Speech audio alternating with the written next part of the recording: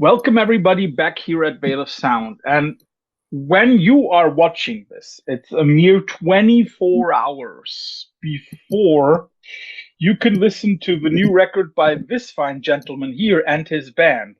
I'm very happy to have CJ Blessum from Ranges here on the show. So CJ, thanks for joining. Thanks for having me. It's an honor. So first question here on the Veil of Sound is always, okay, do you have some kind of friends band that you would like to plug here at this moment? I'll give you a second to think about it, and I will plug something first, as usual. I would like to plug the probably most underrated Scottish band ever, Areogram. Some of the coolest early post-metal that I've ever heard, but unfortunately totally overlooked. CJ, your chance. I've never heard of that band. I need to check See? it out. See? Yeah, okay. All right. I'm going to check it out. Let's see. For me, I got to drop Man Mountain. Just going out and over them again. Yeah. Good dudes, great musicians. Just really excited to spend some more time with those guys. And they deserve more attention than they get to, I think. So, CJ, I guess we're catching you where somewhere in a Thousand Arms headquarter, if I see it correctly. Yeah, I'm in my office. Yeah. So one question that struck me when I looked at the numerology of the new record coming up, I was wondering why you didn't wait another 11 months, because you release Sin on the 7th of the 7th. But if you had waited 11 months, you could have done the 6th on the 6th and 26th. It's true. It's true. I think we have more plans to do more, so this was the right time for that one. That's totally fine. But the progression. But of course, numerology is important for this record. I mean, like 70, for example, 77 copies of the limited 7-inch version, right? So 7/7 is the numbers again are like important for you as a band, right? Yeah, definitely. It's always kind of been part of what we do. I don't remember exactly when we really started tuning into the numbers, but 33 is a big number for us. We always have our deluxe edition, limited to 33. Put out an album called 33. But yeah, so this new album was 7 Deadly Sins was kind of the centerpiece. And so there was the number, and we found as many ways to use 7 as possibly could. Something else that, of course, is striking considering the album title and also looking back at your discography. Would you describe yourself and or your band as a religious person or project? Me personally, I don't like the word religion, but I definitely have a belief system. Mm-hmm. Grew up with one and have maintained it ever since. So me personally, yes. But never as like a band would we ever want to pigeonhole ourselves into one thing. And we've had different types of people in the band and different beliefs, and never push beliefs on anybody internally and don't want to be the same externally. It's just kind of like, these are concepts, these are ideas that exist in the world. Let's just present them as that and let the listener kind of decide. I was wondering about it because, I mean, there are so many hints at religion or also religious institutions, religious lore. I mean, like we have the Ascensionists. Who could that be? We have the gods of the copybook headings. We have Babel, Babylon, Cardinal. We have Bonhoeffer and Bonhoeffer Rebirth. And then we even have If I Were the Devil and Sin. So there is something that seems to attract you to it. But is it more of a critique of the institution, maybe? I don't think it's a critique. I think really like just the art from religion and all different types of religion, old school art and the artifacts that have lived through time are just so visually appealing. Mm-hmm. And the symbology of everything has always played a big role in dictating kind of where we go with ideas. So it's not a critique, it's just an observation of these are beliefs that exist, ideas that exist, whether or not whatever you believe, good and evil, I think is pretty apparently true in life. And so just bringing those to the forefront and presenting them as album concepts. And what about this? What about this? I think that's really kind of what draws us to those things in guided music.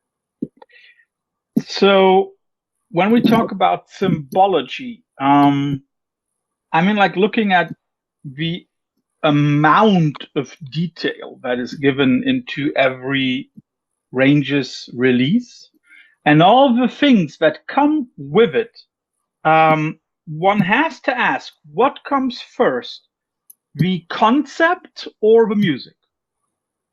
Concept 100% of the time. Like, okay. The concept of the new album, I've been kicking around for years. Just kind of have this whole list of ideas that I want to pursue and concepts that I want to work on. And so that's always the first thing that comes after that. And how far do you then go in that search or in that structuring? Do you basically lay out the whole narrative and everything that goes with it, from symbols, numerologies, methods and ways of presenting the stuff? How much is done before you think of a first note, a first chord or whatever? I don't know. It just kind of depends on the concept and the album. Like with this new album with Sin, we had the 7 deadly sins as the cornerstone of the concept. And so I think the symbols and stuff that tied into that came pretty quick. Just kind of made sense. And then all the deluxe edition items just kind of fell in line and made sense. It's kind of one of those things where it's like, oh, there's playing cards, oh, there's dice, there's shooter glasses, oh, there's all these other things that have to go. Like it has to happen, it has to fit in because it just makes so much sense. And so those are all in my brain as we go, and then it's really just executing those along the process of writing the music. So they kind of go hand in hand. But like I said, it's from album to album, it changes. It's all just kind of push and pull on each other. When you then start writing the music, after having done the bigger part of a concept, or maybe even most of a concept, are there then moments when the music changes the concept? I don't think it ever really has. I think that's kind of I guess playing instrumental music, you don't have any lyrical content to kind of change things. And I found that you can really fit music to any concept.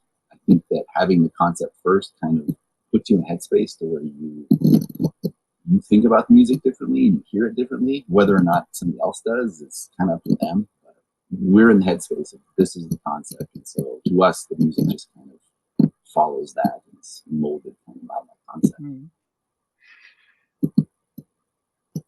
And then you have the concept, you have the music. Where does the artwork and all the things connected to that, where does that already come into play? For example, the idea of bringing a card game out now. It's honestly all hand in hand. Everything's kind of just going at the same time. The music is the most important thing always, and so it's making sure that we've contacted the press and make sure the labels are on the same page with timelines, and so we can set a release date because the release date matters to us. The numbers matter. So it's figuring out we want to put this album out on July 7th, and then we work backwards and figure out when the music needs to be submitted so we can get final press and just try to get everything lined up. So it's really setting deadlines for ourselves of what needs to be done when, and just however those things work out, that's kind of what we attack first and work on. So it's really just a mix of everything all at once. It's interesting that you mentioned how important the release date is once again. So when did you When did the whole process leading up to the release tomorrow, when did that start? Let's see. I think we got back from Europe and the UK in 2024, played Dunk Festival, and since we don't tour much, we don't fill our schedule with playing shows. We've got maybe a week a year that we'll play, which is good and bad in a lot of ways, but it's just kind of where we're at as a band and what we do. So because we can't play much, I don't want to just take time off and not do anything. So it's really as soon as we get that big trip done, we get the tour done, and then it's like, let's shift into writing and start working on new music. And so we knew what the concept was going to be before we even left to Europe in 2024. So the concept was built and go, and then it was just, let's get home and let's get back to work and work on a new album. So we really started working on things in the summer of 2024, had a little bit of change in our lineup and some things shift, and then we got invited to China. So that was a little bit of a wrench in our plan. It was a great wrench, but I think we had the first song kind of written for Sin in November. And so did China, came back, and then we just spent the rest of the winter just really working on music. What would you have done if, for example, Dunk had said like, oh, 7th of July 2025 is not possible? Would you have then skipped to one of the other concepts that you have laying around and said, okay, let's do next year? I have no idea. No, because they've never said no. We've thrown them so many crazy ideas. They've always said yes, which is really, really awesome. And it's a huge reason why I started a record label myself to put Ranges on. It's like give myself full control of everything, because I want to do it in a very specific way. And it really matters to me. I don't want to just put an album out on just a random day. Yeah. So I think having Dunk's blessing to just kind of do whatever we want has been really awesome for us. So I've actually never had to consider the idea of being turned down on a date.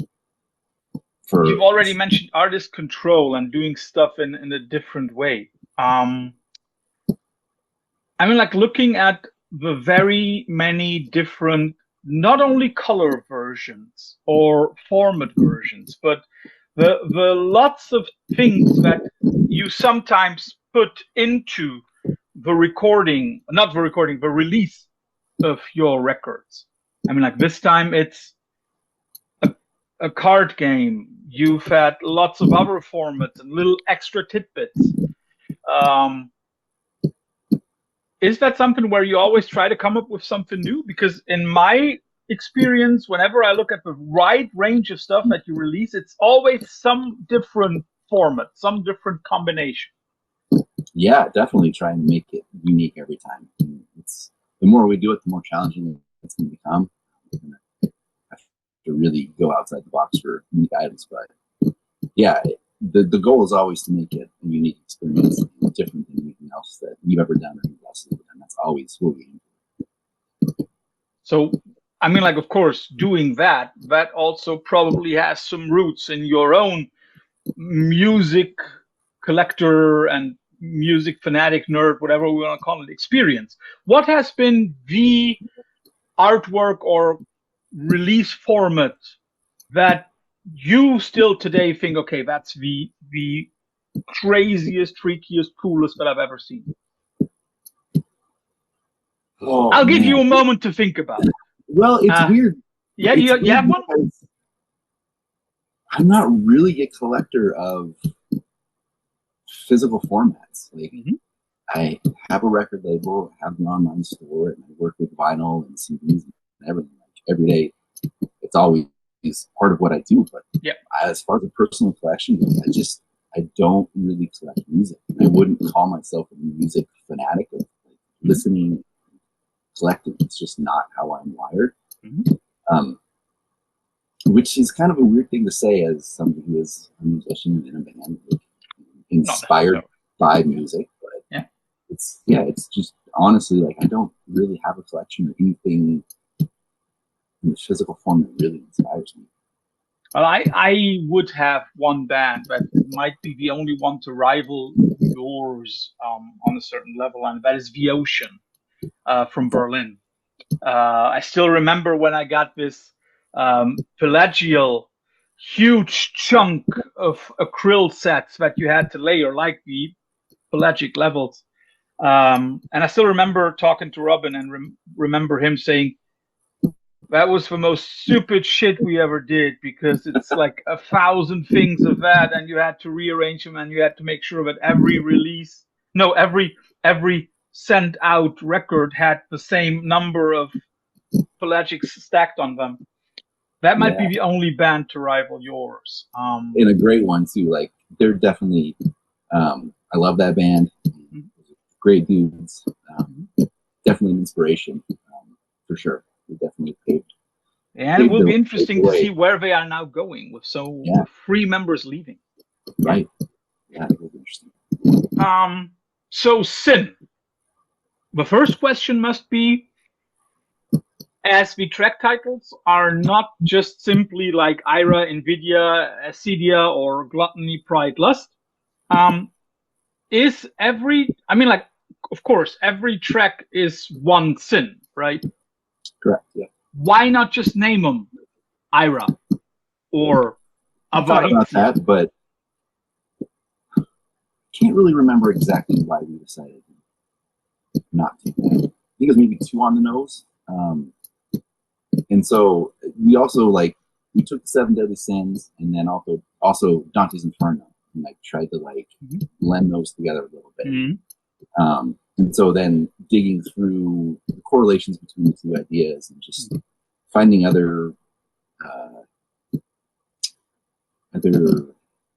poems or books and trying to pull things from there, which is the opening track is the Falcon Cannot Live Without Them. That comes from a poem. And then the other ones are just in Dante's Inferno, different punishments that you get in certain levels of hell and circles of hell tied to that. So just kind of pulling from a bunch of different areas that tie into the concept and not just going strictly to the 7 Deadly Sins. Of course, one thing about post-rock is that we, as the audience, always construct some parts of it ourselves, and we try to interpret stuff. And when listening to the record and when also looking at the track titles, I found another red thread, and I'm not sure it's intentional, but to me there is a second thread running through it, and it's the thread of visibility and invisibility. Because you have the falcon who does not see the falconer, you have eyes soon shut, you have the red mist, which is of course obscuring your vision, and you have wind, which is also invisible. Is that something that you like when people make up their own ideas and stories of your music? Absolutely, that's awesome. I did not even think about that, but I mean, the idea of duality, and so visible and invisible, totally makes sense. But that didn't cross my mind, and that's incredibly awesome to hear somebody interpret that and see that, because that's perfect. You can use it if you want. Awesome, I will. But of course, that also then again plays in with the duality of the music itself, doesn't it? Because of course we have some very melodic, harmonious moments, and then, especially in my opinion, in the 2 or 3 last tracks, we have some very, very heavy parts and elements. Again, something that you like, probably, right? This duality of what you as a band can do. Yeah, definitely. We've always tried to really push those boundaries of ambience and doing less to getting in your face and doing as much as we can. We really tried to push it with a song that's after the sin Wrath, tried to make that as intense as we possibly could. We're not I wouldn't call us a heavy band, but I think we have a certain type of heaviness that we didn't get to. So which one is the track that relates to Wrath? The Red Mist. Oh yeah, that's funny. That was when I was going through it, and okay, there is not the name of the sin, and Red Mist was one of those where I was very sure it must be. I was torn between wrath and greed, but okay, cool enough. So let's talk a little bit about the music. When listening to it, I mean, like, of course, it's audibly ranges from basically the first song onwards. However, I had the feeling as if there is a tiny bit more synth, a little bit more epic, vast expanse. Or let's not say synth, but synth wavy stuff. You know what I mean, right? Yeah. Is that really so? Is that something that you tried to do? Or what were your parameters for the record? I don't think I tried to. I think that just probably came from what I've been listening to recently. When printing shirts as my day job, I'm listening to darkwave synth. That's really what I listen to a lot of. So I think that just kind of leaked in. And then there's just great virtual instrument tools that you can use now when writing a song. And a lot of the songs start that way. It's getting into Pro Tools and pulling up the virtual instrument and just messing around with sounds until I find something that's really cool, and then finding drums and guitars that just kind of echo off of that. So really with 33 and Sing, that has really been where I've started the songs. So it's not surprising to me that stands out. I just love the way those things sound. Is then also, when you say like influences in darkwave and synth stuff, could you name one or two of those bands, projects that inspired you or that you listened to? Let's put it like that. There's one. I think it's Moon, but it's like M, and then like one was Vertical Lines. Oh, Moon from Iceland? Might be, yeah. And I just have there's just a playlist that I listen to all the time, so it's just a big mix of different bands. But that's one that's really stuck out to me, and I don't know. I think it's very. There's a lot of good melody to it. Yeah. That sounds very much like Moon. Yeah. Okay. Yeah.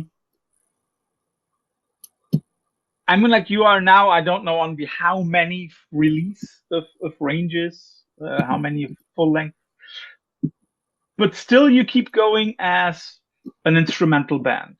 And you've already said, like, okay, instrumental music lends itself very much to concepts.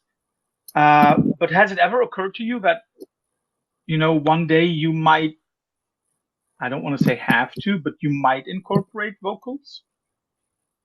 I don't know. I've thought about it. I've considered the idea, but I don't. It's definitely possible at some point. It wouldn't be me singing or anybody else in the band, but I know some people, and it's definitely crossed my mind of trying to bring that in. But then you have lyrics, and then you're really saying something. So I like the idea of song titles and visuals to kind of tell a narrative.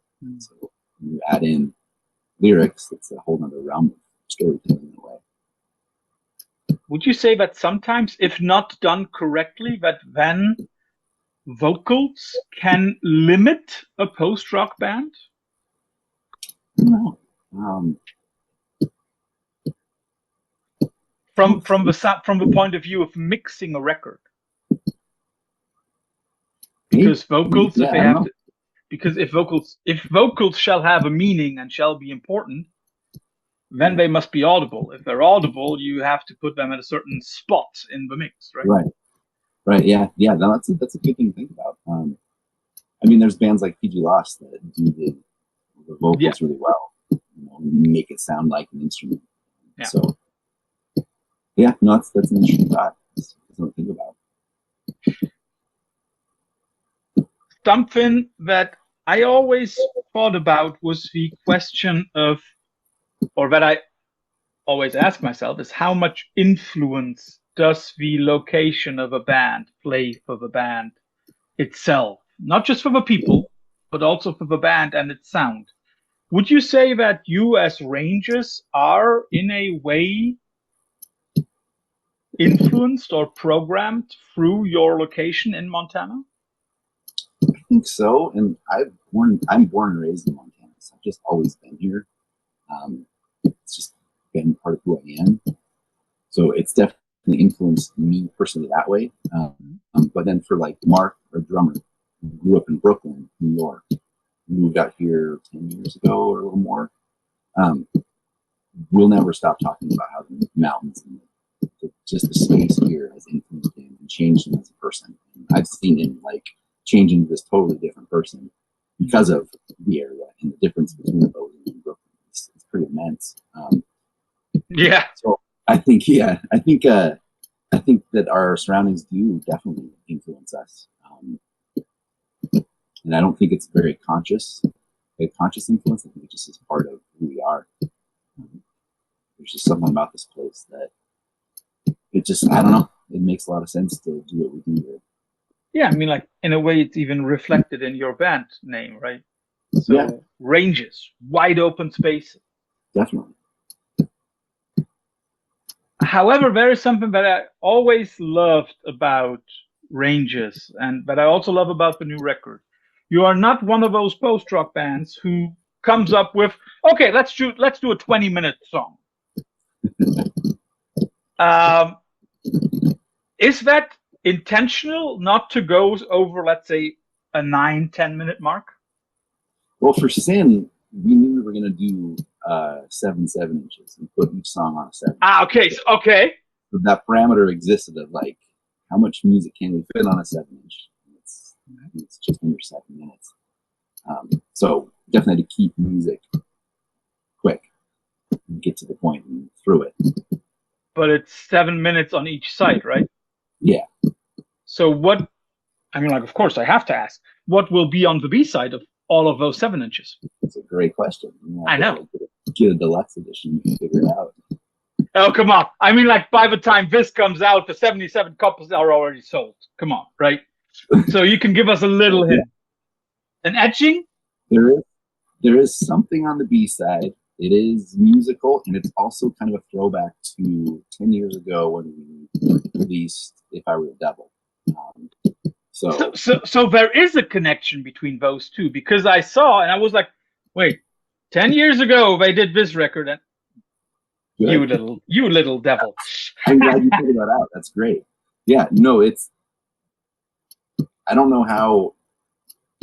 I want people to figure it out, and I don't want to like lead people to it too much, but we definitely, old albums are tied to new albums. And so 10 years ago was If I Were the Devil. And so Sin is kind of, we call it the octave above that release. And so then this idea that I had when I looked at the timeline between Bonhoeffer and Bonhoeffer Rebirth is a parallel. Yeah. And wait, I have to look up something. You go ahead while I look up something. Well, yes, please. There are like Bonhoeffer. Yeah, we got 10 years into this thing in 2024, and we look back at our first album, Absaroka, and Solar Mansions, and Bonhoeffer. We put all 3 of those albums out in 2014. This is just a time period where we didn't have anybody following us. We didn't have any shows. We were just a studio band. We just cranked out music as much as we could. And so we got 10 years into this thing, and realized like it would be really cool to put those albums out on vinyl. So it worked out to be 10 years, and so that's the purpose for Bonhoeffer and Soul Management and Abstract all getting to vinyl last year, was definitely to celebrate the 10 years of those. But beyond that, there's more connection between older albums and newer albums. They definitely tie together in a certain way. So in 2027, we're gonna get the Descensionist. It might be a little later than that.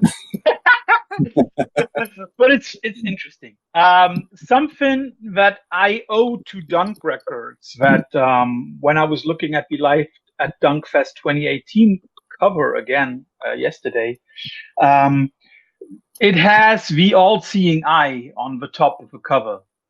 And when I saw that, I immediately thought, like, okay, is the Rangers logo an imitation of that? Of the all-seeing eye? It might be an imitation of multiple things. You know, I can't give you a direct answer. I know, but from just a visual point of view, there is a connection, right? I mean, like when we look at the eye in the way that it's presented in the pyramid, and when we look at your logo, there is definitely a semblance, right? You would agree with that? Yeah, definitely. Yeah, Cool.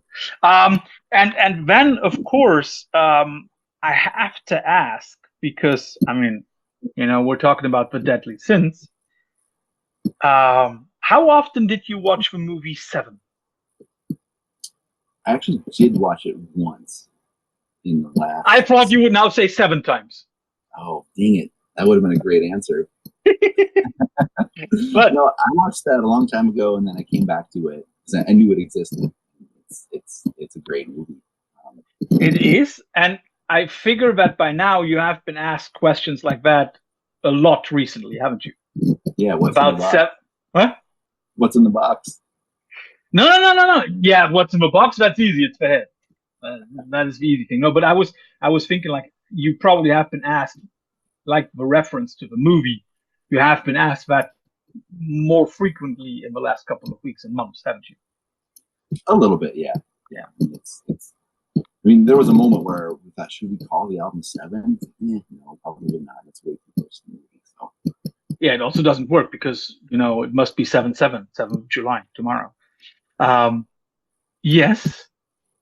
Just one little hint: never do a record called 88 because 88 in German is a very, very bad Nazi code. So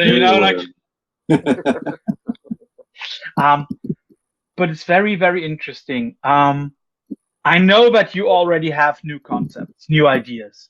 How far ahead is this band planning? Are you planning a year, 2, 4? I don't know. I'm not asking about content, but like how far ahead are you guys thinking? 8 years. Did you just say 8? 8 years, yeah. I got a plan for 8 years. Wait, now I gotta look it up. Wait, 8 years. It's been leaked out. We've been hinting at this whole thing the whole time, and I'm not going to give you any more. So you're going to end it after 20 years? Maybe. I know that's the answer. Yeah. I wouldn't say. Yeah. I mean, I think our old age and inability to get together and do what we want to do will end it. But 8 years may be a transition or morphing into something new. But yeah, you've just mentioned inability to get together and stuff. Is that nowadays becoming more of a problem for you as a band? Get together, rehearse, right? Yeah, I mean, we had, let's see, from 2017 to 2020, we had a full lineup. Yeah. We get together, play, practice, write, record, do it as like a normal band does. And then 2020 hit, COVID hit, and that just messed with so many people in so many different ways that it just kind of threw a wrench in what we were doing. People left the band. Years later, more people left the band, and so we finally we found 2 guys in Belgium that are great friends in Amsterdam. They have kind of joined the band in a live setting. They're not really with us on the writing level yet, but it's so hard to keep people together in a band and to do things with 4 or 5 other guys, and especially at the speed that I like to do it. And I like to keep going, working with this. I can see where I'm headed with this thing, where I want to go. And so keeping people in that is tough, and I don't blame them at all for getting burnt out or feeling overworked, or just like, well, this is too much. And so just being really cautious with who we bring into the band moving forward, because we want to keep doing this thing, and we have to be really careful with how we do it. And so getting back to your question, which is it being difficult to get together with band at 100% for us when half the band lives in Europe at this point. Yeah. So the rest of us are here, and we write and record music. And those guys will film in live at this point. So, but I think there's a lot of potential. The nice thing too is technology is so great to share ideas and be able to write and work with people all across the world without having to be in the same room. Yeah, I mean, like 10 years ago, that would not have been possible. Let's be honest. No. Or most people would not have thought about the possibility. Right. Yes, I can see that. So when you say half of the band is in Belgium, or at least half of a live band is in Belgium. How much influence do those two then have on your records, on your songs? I think with the new one, in writing parts that they would play live, I have seen how they play live and the energy they bring, and so like wanting to let them have that energy, because it's such a great experience when you go and see a band and they're just energetic and the emotion is there. Like that is the best experience from my perspective as a concert goer. Totally. So wanting the music to allow for that in those guys, because that's what they do. So it influenced the music in that way and how it would translate live. It's a big part of it.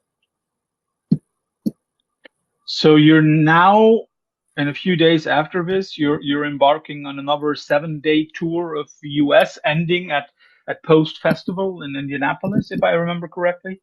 Yeah, 7 days, huh? I wonder how that came together. That was a coincidence. It worked out. Yeah. First build it and then like, of course. And all sets will be 77 minutes. Yes. Exactly, yep. And the encore is 7 seconds. Yeah. Yes. Is the 7 seconds covered? But CJ, it's very interesting, like when you look at that, you said you don't tour that much, which is partially right, partially wrong. But I guess that it's also becoming more difficult with the amount of stuff that you do outside of ranges to do extensive touring. Like last year you were in Europe, you were in China. It probably is impossible for you to do one longer gig, right? One longer tour all across the world. Yeah, and it's not something I want to do. And none of us in the band want to spend more than a week, 2 weeks a year. It's just where we are in our lives with jobs and families and kids. And I'm really, really content with where the band is right now. And the fact that we get to go and play shows for a week is a blessing. It's just really cool to be able to do that. And that's enough. If that's all it is for the year, great. And it's just really hard to book tours because we don't have a booking agent. We're not at the level where we can get tours booked for us. So we did it all ourselves and connected with people and have a lot of great friends all around the states that were able to help us book shows. And it's just a lot of work. And it's a lot of fun, but it's a lot of work. So I have 2 last questions before we come to the quickfire round at the end. And I hope you are not offended, but would you say that suburbia pride is every musician's sin in a way? Because you want to show what you've done? You want to show how proud you are of what you've done? Yeah, I think so. And I've actually been thinking about that a lot lately, just like, why keep doing this? Why does it matter? Is it about me? Is getting up on stage about me, or is it about the experience for other people? And I don't know how to answer that yet, but constantly thinking about how strange music is. It matters to so many people in so many different ways, and it's also an art form that's just kind of thrown away and not, just open Spotify, click it, play, switch to the next song. There are people who really, there's a ton of people who really support bands like our band and put a lot of time and money into supporting what we do. It's awesome, but music itself is it's such a strange experience. So the pride part of it, it's a really good question. I'm thinking about it, and it's definitely a conscious thing, especially playing live and watching it perform. It does seem like it's about you, but we've had a lot of people say that our music has helped them through hard times, and they've turned to our albums to really get through hard stuff. And like, to hear that, it's like, that's why we do this. It's not for me. Like, I do it because I love it, but the way that it resonates with people and helps them, like, that's incredible. That's why I want to keep doing Yeah, I think there is this one thing about music which is separating it from most other art forms. It doesn't need more than 2 or 3 seconds to give you an emotional response. Yeah. Which is for most visual art simply not possible. Last question for the quickfire round. We've already spoken about Seven. Which of the 7 deaths in that movie did you like, for lack of a better word, the best? Oh man.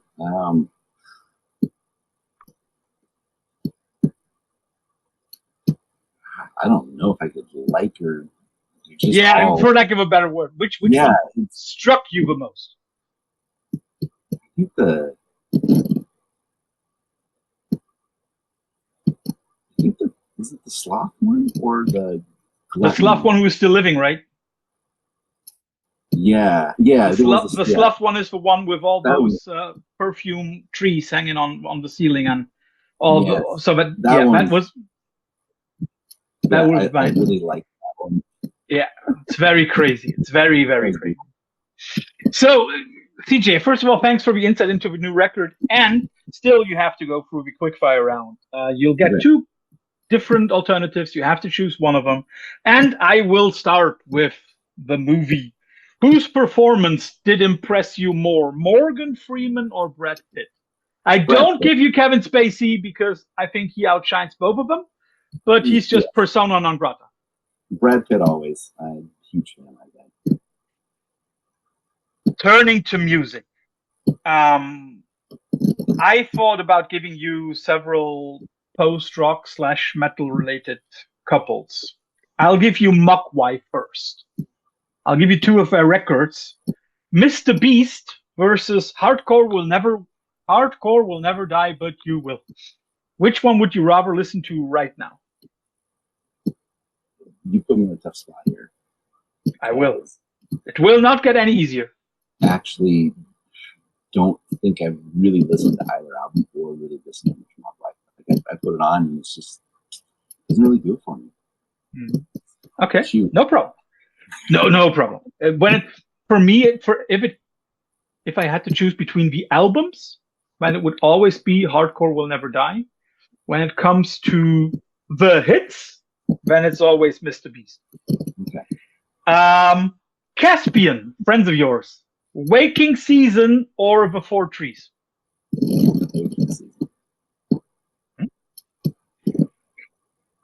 So now, last band couple, The Ocean, Precambrian versus, I have to think about it to say it correctly, Heliocentric. Oh man, I really like Heliocentric. Yeah, me too. And it's one of the few records from which I can use a song in school. Nice. And now you will always get 2 bands to choose from. And for every band out there, CJ still loves you. Maybe. From Monument to Masses versus Maserati. Maserati. Shells versus The Ascent of Everest. Ascent of Everest. And last one, Red Sparrows versus A Storm of Light. I don't know if I've ever heard the Storm of Light. So Red Sparrows. I'll add another band to my list to listen to. Yeah, The Storm of Light is also with Josh Graham, and it's one of those Graham. It's post-metal, but I would say it is some of the nicest accessible post-metal, let's put it like that. Okay. Nice. So, CJ, thanks for your time. Thanks for the insight or non-insight into sin. For everybody. For everybody, the record comes out tomorrow. If you haven't already heard it, when this one is out, you will enjoy it. I'm very, very sure. CJ, thanks for your time. Enjoy the rest of your day, my friend. Thanks, you too. Bye-bye.